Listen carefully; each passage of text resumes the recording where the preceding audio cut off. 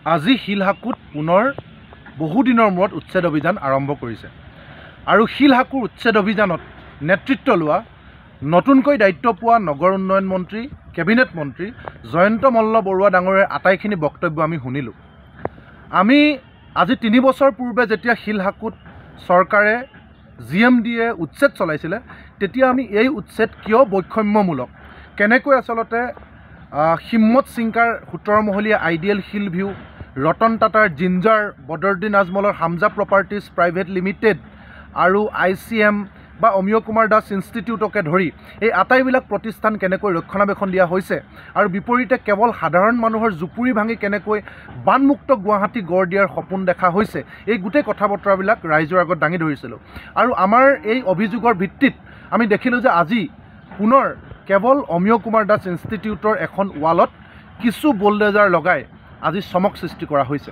আমাৰ জয়ন্ত মল্ল বৰুৱা ডাঙৰীয়ালৈ প্ৰশ্ন, যিগৰাকী মন্ত্ৰী আজি সন্মুখৰ পৰা নেতৃত্ব দিছে উচ্ছেদ অভিযানৰ, আমি আপোনাক পোনপটীয়াকৈ প্ৰশ্ন সুধিব বিচাৰিছোঁ যে গুৱাহাটীৰ বুকুতে থকা হিম্মত সিংকাৰ 17 মহলীয়া আইডিয়েল হিল ভিউ ভঙাটো দূৰৰে কথা, নামটো উচ্চাৰণ কৰিবৰ কাৰণে আপোনাৰ সাহস নহ'ল কিয়?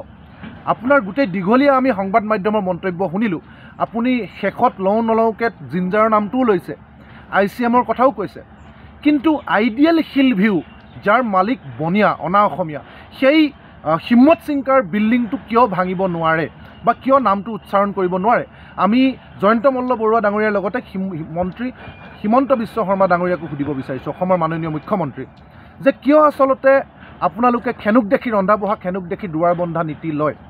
আৰু আমাৰ দ্বিতীয় প্ৰশ্ন হৈছে যে আপুনি স্পষ্টকৈ জয়ন্ত মল্ল বৰুৱা ডাঙৰীয়াই কৈছে যে এই ইনষ্টিটিউটবিলাক হোটেল মেনেজমেণ্ট, ICM বা অমিয় কুমাৰ দাস ইনষ্টিটিউট বা যদি ভাঙিব লগা হয় জিঞ্জাৰ হোটেল, তেওঁলোকক বিকল্প ঠাইত ইতিমধ্যে সংস্থাপন দিয়া হৈছে আৰু নিৰাপদে আটাইবিলাক সামগ্ৰী সকলোবিলাক অনিষ্ট নোহোৱাকৈ নিৰাপদ জেগালৈ চৰকাৰে ঠিক কৰি দিয়া নিৰাপদ ঠাইলৈ নিবৰ কাৰণে সুবিধা দিয়া হ'ল। কিন্তু তাৰ বিপৰীতে 2008 চনৰ the Guwahati water bodies preservation and conservation actor পূৰ্বৰে পৰা শিলহাকুত বহি থকা মানুহক আজিলৈকে কিয় ক'তো অকণমান মাটি প্ৰদান কৰা নহ'ল? বনিয়াৰ ইনষ্টিটিউটবিলাকক উচ্ছেদৰ পূৰ্বেই সংস্থাপনৰ ব্যৱস্থাৰ বিকল্প ঠাইত ভূমি আৰু খিলঞ্জীয়া থলুৱা পৰিয়ালবিলাক 1203টা পৰিয়ালক উচ্ছেদ কৰাৰ পিছতো আজিলৈকে কেৱল মাত্ৰ ক্ষতিপূৰণৰ নামত এটা কণা হাঁহক পতান ধান দিয়াৰ দৰে দি বাকী মাটি কিয় দিয়া নহ'ল, সেই প্ৰশ্নটো আমি উত্থাপন কৰিব বিচাৰিছোঁ। আৰু মূল প্ৰশ্নটো যে কিয় আইডিয়েল হিল ভিউৰ নামটো ল'বলৈ আপোনালোকৰ সাহস নহ'ল, কাৰণ আইডিয়েল হিল ভিউৰ মূল খুঁটাটো শিলহাকুৰ বুকুতে আছে, কিন্তু আপোনালোকৰ সাহস নহ'ল। আৰু মূল কথাটো ক'ব বিচাৰিছোঁ যে গুৱাহাটীত এতিয়া উন্নয়ন আৰু বানমুক্ত গুৱাহাটী গঢ় দিয়াৰ নামত শিয়ালৰ ডিঙিত মঙহৰ ভাৰ দিয়া হৈছে। নতুনকৈ দায়িত্ব দিয়া হ'ল, আগতে অশোক সিংঘাল ডাঙৰীয়া আছিলে, এতিয়া জয়ন্ত মল্ল বৰুৱা ডাঙৰীয়াক দিয়া হৈছে। আমি সকলোৱে জানো জয়ন্ত মল্ল বৰুৱা ডাঙৰীয়াই কৈছে যে শিলহাকুৰ ৰিজাৰ্ভাৰ কৰি কৃত্ৰিম বানপানী বুন্দাজান হৈ ব্ৰহ্মপুত্ৰলৈকে লৈ যাব। মন্ত্ৰী ডাঙৰীয়া, সেই বুন্দাজান পুতি আপোনাৰ প্ৰয়াত পিতৃ কৈলাশ মল্ল বৰুৱাৰ নামত এই যে চৰকাৰী 3 কোটি টকা খৰচ কৰি নাৰেংগীত এটা পথ নিৰ্মাণ কৰা হৈছে, যি পথ নিৰ্মাণ কৰিবৰ কাৰণে শিলহাকুৰ সংলগ্ন বুন্দাজান ডাইৰেক্ট পুতি পেলোৱা হৈছে।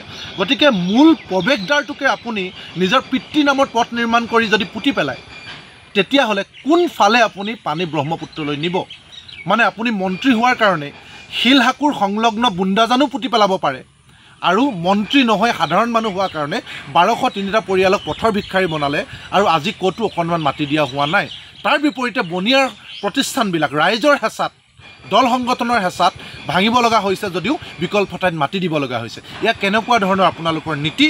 হিমন্ত বিশ্ব শৰ্মা ডাঙৰীয়াক আমি সুধিব বিচাৰিছোঁ যে আজি অমিয় কুমাৰ দাস ইনষ্টিটিউট ভাঙিছে, কিন্তু জিঞ্জাৰ হোটেল কেতিয়া ভাঙিব? আইডিয়েল হিল ভিউ কেতিয়া নাম উচ্চাৰণ কৰিবলৈ সাহস হ'ব? আৰু খুদ শিলহাকুৰ সংলগ্ন বুন্দাজান পুতি জয়ন্ত মল্ল বৰুৱা ডাঙৰীয়া ৰাস্তা কেতিয়া উচ্ছেদ কৰিব? আৰু আমাক সেই প্ৰশ্নৰ উত্তৰ আজি লাগে।